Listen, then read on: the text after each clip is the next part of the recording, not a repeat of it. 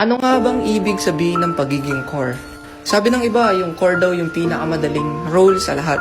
Kasi pa-farm-farm lang daw, walang iniintindi, tapos pagala-gala lang daw sa mapa. Pero sasabihin ko sa'yo ang malungkot na katotohanan kapag core user ka. Tama, pa-farm-farm lang, pagala-gala sa mapa. Pero hindi mo nararamdaman yung pressure na nararamdaman ng isang core. Lalo na kapag merong team fight sa isang objectives, na kapag hindi mo siya na-retry, sa'yo lahat isisisi. Yung tipong kapag hindi mo nadala yung game sa game na to, bobo na yung tingin sa'yo. Yung tipong kapag hindi mo nadalawan yung isang sideline, sa'yo lahat isisisi.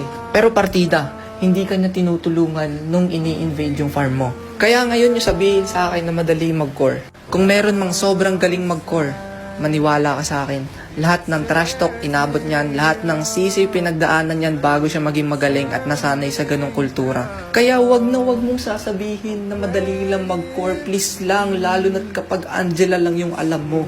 Tanginang Angela yan, ka-lightning tranchot. Kaya sa mga nagbabalak mag-core dyan, isipin mo muna kung kaya mo saluhin lahat ng trash talk bago ka lumipat ng role. Etong huling bagay na sasabihin ko ay talagang nangyayari. Alam mo ba kung bakit maraming core na nagkikwit? Dahil hindi nila kinakaya yung pressure.